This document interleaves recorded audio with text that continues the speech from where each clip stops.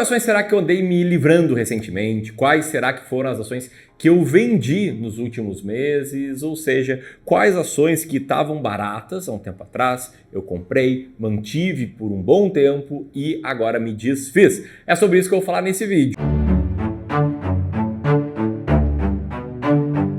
Indo direto ao ponto, a primeira ação aqui é você deixar um like nesse vídeo. Enquanto eu digo que a primeira ação que eu vendi recentemente foi a ação da Usiminas, né? As ações de código USIM5. Essas foram ações que eu comprei lá em março de 2021, fui comprando ao longo dos meses, enquanto ela estava barata, de acordo com o meu método, fiz aí um preço médio de R$ 12,50, recebi na média R$ 2,38 por ação e vendi na média ao preço de R$ 7,03, me fazendo aí ter um prejuízo nesses 2 anos e meio de cerca de 24,72%. Né? Começando aqui com um grande fracasso na minha carteira, uma ação que me fez perder bastante dinheiro, ainda mais colocando aí em conta o custo de oportunidade. Né, as ações que eu não tive enquanto eu tinha Usiminas, ou o quanto renderia aí o dinheiro parado em CDI nesse período. Eu gosto de começar aqui com um fracasso para te mostrar que existem basicamente 2 tipos de investidores: os que ganham sempre e mentem, e os investidores normais, que às vezes vão ganhar com algumas ações, às vezes vão perder com outras ações. O legal de mostrar aqui é que durante o período em que eu tive Usiminas, ou seja, de março de 2021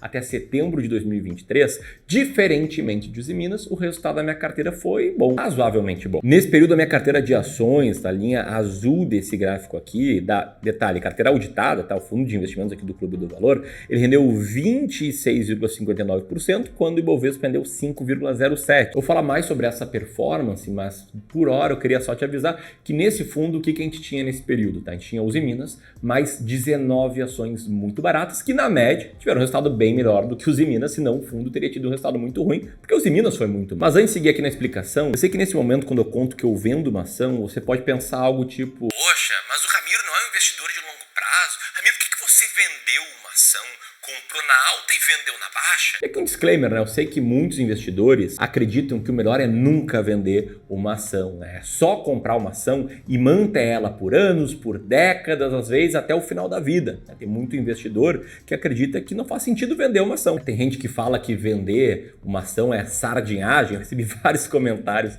que nem esse aí do grande Giovanni, chamando de sardinhão no vídeo que comentei sobre as vendas da Usiminas. Mas não é só de Giovannis que eu tô falando aqui, tá? Tem muita gente boa, muita gente que eu admiro, que segue a filosofia de buy and hold, que acredita que o ideal é você praticamente não vender nenhuma ação da tua carteira. E eu vou ser bem justo, tá? Eu não acho a filosofia de buy and hold ruim. Eu acredito em muitos dos pilares dela, né? Que fala sobre visão de longo prazo, fala sobre diversificação, fala muitas vezes sobre comprar ações com critérios claros, embora às vezes defenda não vender. Enfim, não quero falar muito sobre buy and hold aqui, mas quero falar que eu sigo uma filosofia um pouco diferente, uma filosofia de comprar ações baratas e que tem como um dos princípios entender a ideia, anota essa, tá? De que uma empresa boa, uma empresa maravilhosa, às vezes pode ser uma ação ruim, uma ação péssima. E por outro lado, uma empresa ruim, uma empresa péssima, pode ser sim uma ação maravilhosa. Tudo vai depender aí do preço que você paga. Isso que é investir em valor, é comprar ativos que na média estejam sendo vendidos por um preço abaixo do seu real valor. E tem um estudo que eu vi no livro chamado The Acquirer's Multiple, que basicamente mostra a diferença do crescimento no lucro por ação das ações mais caras da bolsa, ali a linha expensive, para as ações mais baratas da bolsa, a linha undervalued. Lembrando que aquelas ações que estão crescendo mais, o lucro, elas estão mais caras porque os investidores acreditam e colocam no preço que as ações vão seguir crescendo muito lucro para o futuro indeterminado. Só que o que acontece na prática? Se for olhar a sequência do gráfico do estudo, você vai ver que existe um fenômeno de regressão à média do crescimento dos lucros e que as ações descontadas nos 4 anos seguintes ali ao estudo, elas apresentam um crescimento grande nos seus lucros, enquanto as ações mais caras apresentam uma desaceleração no crescimento. Algo, inclusive, que a gente viu nesses dias no mercado com a WEG. A WEG reportou resultados muito bons, crescimento de lucro líquido de 13,3%, e as ações no dia seguinte caíram praticamente 10%, porque estava embutido no preço uma expectativa mais otimista do que a empresa reportou de resultado. Por acreditar nisso, de tempos em tempos eu vendo ações que ficam caras de acordo com o meu método. Segunda ação que eu vendi foram as ações aqui da Enalta, de código ENAT3. Ações que eu comprei em setembro de 2021 a um preço médio, né, desde a primeira compra até início das vendas, de R$ 12,69 por ação, em que eu recebi R$ 1,86 por ação e vendi 2 anos depois de comprar, por um preço médio de R$ 17,03, tendo um retorno com reinvestimento de proventos de 48,86%. E aí, nesses 2 anos em que eu mantive Enalta na carteira, você pode ver que a minha carteira de ações ela rendeu mais ou menos 4,16%, acima do Ibovespa, que caiu 3% no período. Mas nesse caso aqui, a Enalta, em que eu consegui ter um resultado de 48,86%, ela agregou o valor à carteira, ou seja, ela rendeu mais do que a média das ações da carteira durante esse mesmo período. É um caso bem contrário do que o da Usiminas, que destruiu o valor na carteira. Dito isso, tá? Quero falar aqui sobre quando vender uma ação, que é muito mais importante do que você saber que eu vendi Usiminas, que eu vendi Enalta, é você saber quais regras vão te fazer vender uma ação. É isso que vai te libertar. Isso vai fazer com que você tome decisões com mais clareza. E tomando decisões com mais clareza, você vai ver a sua carteira render mais no longo prazo. Basicamente, existem 2 momentos em que a gente vende ações aqui no Clube do Valor. Primeiro momento é quando a gente vende um pouco de todas as ações. É quando a gente reduz a participação na classe de ativos ações brasileiras. O segundo momento é quando a gente vende todas as ações que a gente tem de uma ou de algumas determinadas empresas na bolsa. Estou falando aqui do rebalanceamento extra-classe e do intraclasse, respectivamente. Vou te explicar primeiro o rebalanceamento intraclasse, que foi o que nos fez aqui vender Enalta e vender Usiminas. Então, o rebalanceamento intraclasse ele se baseia em basicamente 2 passos. O primeiro, você compra ações mais baratas da bolsa, ou em outras palavras, tá? As ações que a sua estratégia determine que você compra. E se você não tem uma estratégia, tá na hora de passar a investir com estratégia, não em diquinhas. E aí o segundo passo é, de tempos em tempos, aqui na nossa estratégia a gente faz de 3 em 3 meses, a gente vende as ações que não estão mais bem ranqueadas, não estão mais entre as mais baratas da bolsa, para comprar aquelas que passaram a ficar baratas. Está fazendo um ajuste na carteira dentro da classe de ativos ações brasileiras, por isso o nome rebalanceamento intraclasse. Num exemplo visual, tá, considerando que a gente tem sempre 20 diferentes ações na carteira, digamos que num determinado trimestre, 5 delas ficaram caras. A gente pega, a gente vende essas 5 ações que ficaram caras e usa esse montante financeiro, usa esse dinheiro para comprar 5 ações que ficaram baratas, que ganharam posição aí no ranking. Tem um detalhe muito importante aqui, tá? Para que você consiga fazer o rebalanceamento intraclasse, você precisa ter uma estratégia. Porque sem estratégia não vai ter como você ter critérios para fazer um rebalanceamento. E aí, a minha estratégia, o meu método de ações mais baratas da bolsa, eu explico no e-book. O que eu gosto muito dessa estratégia é que, além das ações baratas terem vencido a média do mercado de ações, elas venceram também uma carteira diversificada de ações caras. Isso aqui no backtest que a gente fez, desde que a gente roda essa estratégia, a gente percebe isso. E o legal é que se você quiser conhecer muito bem como essa estratégia funciona, quiser conhecer aí quais são os passos para você chegar numa lista de ações baratas e ainda conhecer 10 ações baratas nesse mês atual, tem esse e-book disponível que a gente está distribuindo por hora de forma gratuita. Esse e-book aqui é um presente para você, clubista, que está nesse vídeo, que acompanha o Clube do Valor. Para ter acesso a ele, basta apertar nesse botão aqui, o primeiro link na descrição. Enquanto você vai baixando o e-book, quero comentar aqui sobre a terceira ação que eu vendi recentemente no rebalanceamento de setembro de 2023, que foram as ações da SLC Agrícola, de código SLCE. Ações essas que eu comprei em janeiro de 2022, a um preço médio de R$ 41, recebi aí R$ 2,60 por ação em dividendos, vendi ao preço médio de R$ 40,38 e tive um retorno meio que no 0 a 0. Considerando o reinvestimento de proventos, 2,82% em cerca aí de 1 ano e 8 meses. E aí, no período em que eu tive as ações da SLC, o fundo do Clube do Valor, ações baratas, perdeu para o Ibovespa.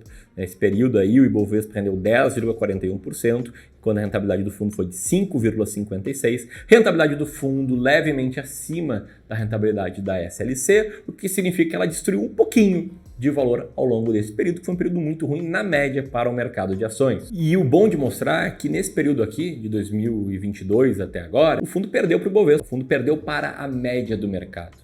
E embora se a gente fosse colocar o prazo maior, desde que o fundo existe, a gente vê um resultado bem diferente, né? Desde que ele existe, ele rendeu mais ou menos 26% contra 14% do Ibovespa. E desde que a gente faz o backtest, a carteira de ações baratas venceu não apenas o Ibovespa, como também uma cesta de ações caras. E por que ações baratas, na média, tendem a vencer ações caras? É óbvio que nem toda ação barata sobe, como eu estou mostrando aqui nesse vídeo. É óbvio que nem toda ação cara cai. Eu trouxe exemplo de VEG, caiu 10% num dia, mas VEG foi um excelente investimento nos últimos 5, nos últimos 10 anos. Mas, na média, uma cesta de ações baratas tende a vencer uma cesta de ações caras. Por isso que é sempre bom pensar em cesta de ações, em carteira de ações. Que, às vezes, tá? As ações que estão baratas ficam caras, depois ficam baratas de novo, como o quarto exemplo aqui que eu quero te contar, que é o exemplo das ações da JBS, em que a gente comprou pela primeira vez em setembro de 2020 e vendemos em abril de 2021. E nesse período, a gente teve um resultado de 66,58% com essas ações. Foi um período relativamente curto.